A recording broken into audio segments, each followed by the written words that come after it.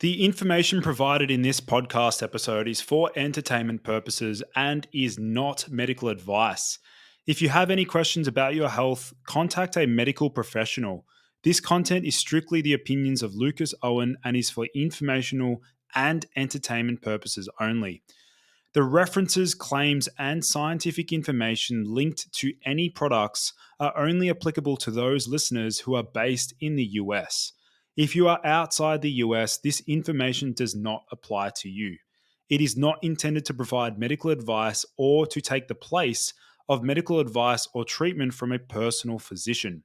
All viewers of this content are advised to consult with their doctors or qualified health professionals regarding specific health questions. Thank you for listening to the Boost Your Biology podcast. My name is Lucas Aoun. I uncover the most cutting edge health information on the planet, ranging from hormones, nutrition, supplementation, fat loss, biohacking, longevity, wellness, and a whole lot more. Welcome to the Boost Your Biology podcast. Do you have any of these supplements currently in your house? If you do, you need to be very careful with using them on a daily basis. What I'm going to do is outline 3 key supplements that men need to be avoiding if they care about their health. So number 1, we have calcium supplementation. Calcium supplements are a somewhat controversial argument whether or not they're actually beneficial for our bone health. But in all honesty, I see no evidence that suggests that calcium supplementation can specifically benefit bone health. And in fact, they may even deposit calcium into your blood vessels, leading to cardiovascular disease. So instead, what I recommend is getting bioavailable calcium from fish bones like sardines, consuming dark leafy greens, anchovies, and even raw dairy. So if we have a look at this particular clinical study, the study was titled Calcium Supplements and Risk of Cardiovascular Disease, a meta-analysis of clinical trials.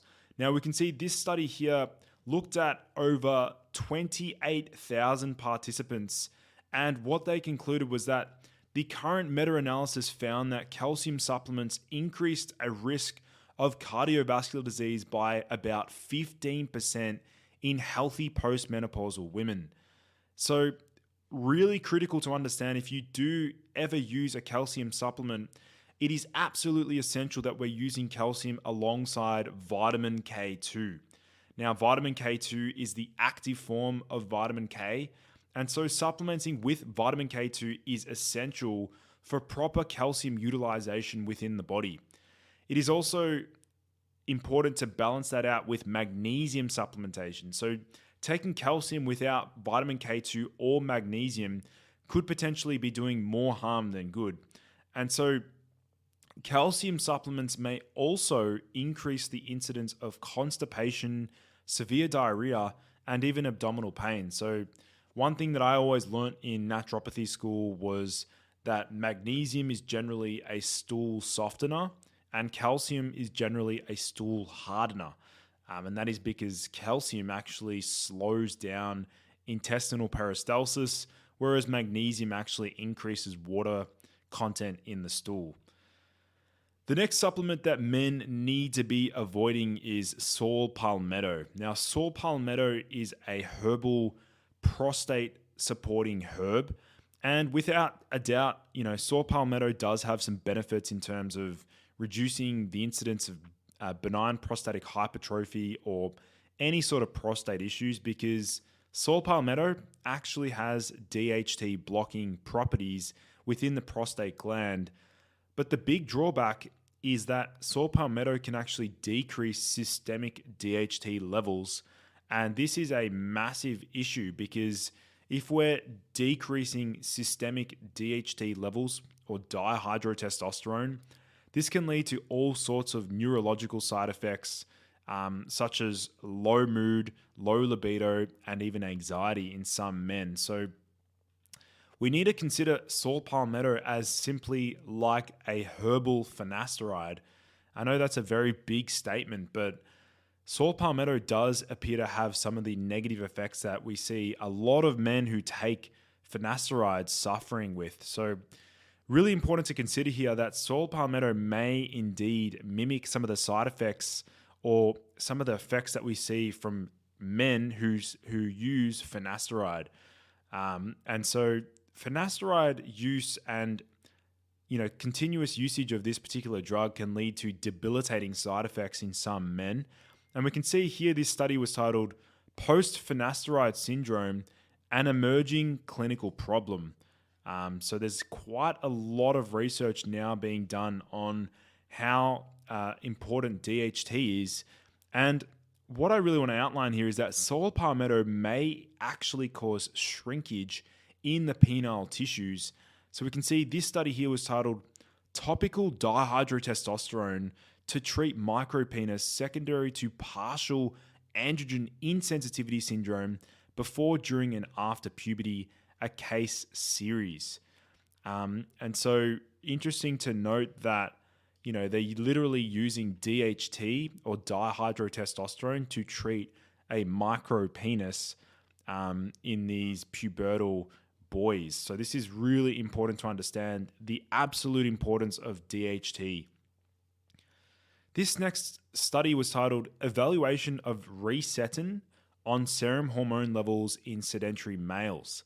And so this formulation was a combination of a lipid extract from the saw palmetto berry, and what they noted was that it resulted in a 38% increase in serum testosterone levels, but it significantly reduced baseline serum DHT and estradiol levels. And so that could be one of the ways in which saw palmetto may actually result in a smaller penis. And a number of men who have used saw palmetto actually report that it can, atrophy the penile tissue and even weaken erections. So saw palmetto for men under the age of 65, in my opinion, is actually not beneficial at all.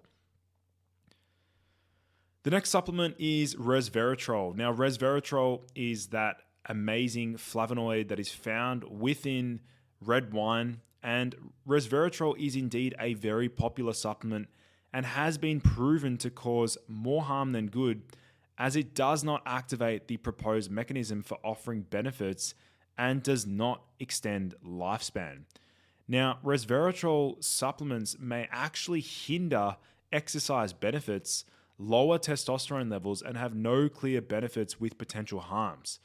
So I want to outline this particular study that not many people are aware of. This study here was titled Resveratrol Stimulates Cortisol Biosynthesis by Activating SERT-Dependent Deacetylation of P450S Side Chain Cleavage. So now, interestingly, this study here is basically suggesting that resveratrol may actually increase cortisol biosynthesis in the body. And in addition to that, I really want to outline this next study, which was titled Resveratrol Blunts the Positive Effects of Exercise Training on Cardiovascular Health in Aged Men. And the researchers concluded that based on the deltas computed, that the resveratrol group had a 45% lower increase in maximal oxygen uptake than the placebo group. Now, the absolute magnitude of the difference, however, in VO2 max was 1.8 mils per kilogram. And so furthermore, the percentage changes revealed a raw score improvement of 17.2% for the placebo group compared to 12.8% for the resveratrol group. Indeed, a difference of 4.4% is less media grabbing than a difference of 45%. If you're an elite athlete and you're not looking to blunt any of the effects of your hard training and you want to maximize the effects of exercise training on your VO2 max or your aerobic fitness, then maybe taking resveratrol around your training or post-workout is not a good idea. So you might want to be avoiding resveratrol supplements. So these are the three key supplements that I think most men should be avoiding: calcium, saw palmetto, and also resveratrol. Most of these supplements don't really offer many benefits, whereas we see many other supplements that offer a huge plethora of benefits for a number of men.